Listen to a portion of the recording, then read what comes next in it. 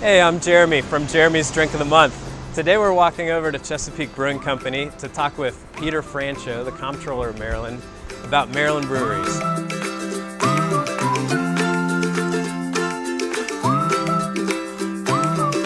Comptroller Franchot, thanks for joining us today. Jeremy, it's a pleasure. I'm glad to be here. Well, I just wanted to say thank you for joining us, and thank you so much for your advocacy for the craft beer industry here in Maryland. We also want to thank Chesapeake Brewing for hosting us today.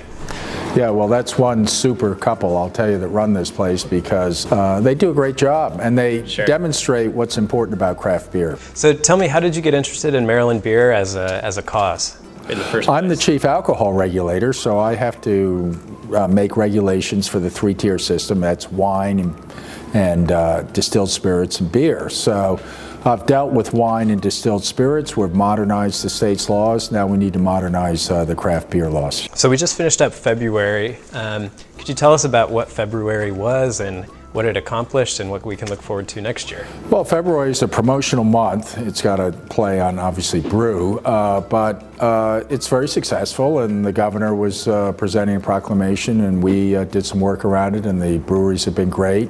I hope next February that we're selling Maryland craft beer all over the state, tax-free for the whole month of February. We want to promote these wonderful, innovative entrepreneurs. And why do we want to do that? Because when you make the beer in Maryland where you sell it, the economic activity is magnified because of the local production. Now for a hard-hitting question. Sure. What's your favorite beer style? Probably IPA, I guess, with everybody else in the world. But I'm getting acclimated to these sour beers. Yeah, that's kind of an acquired taste, I find, but you're a real drinker. Why not? Yeah. And you mentioned the watchdog earlier that Chesapeake Brewing made in honor of your advocacy for the industry. I think you have 3 beers named after you now. Is that correct? Yeah, I'm on the warpath to get some more. I consider them. I'm more honored to get a beer, even temporarily named after me, than I am to get an honorary degree from some fabulous university because, well, the beer tastes good. Right. How did that come to be? That it just came up out of the creativity of these breweries. They came up with it. It never even occurred to me, frankly. I didn't even know you could do something like that, but they did. And I want to thank Guinness. They're moving into Baltimore County.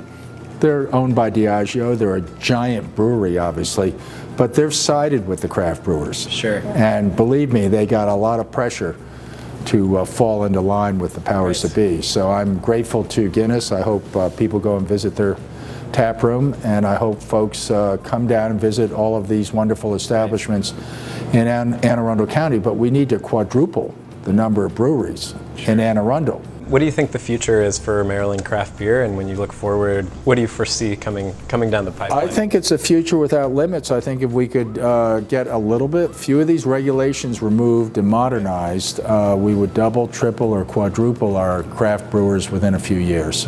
Well, great. Well, that's all the questions I have for you today. Thank you so much for joining us. Yeah, no, it's a pleasure, Jeremy.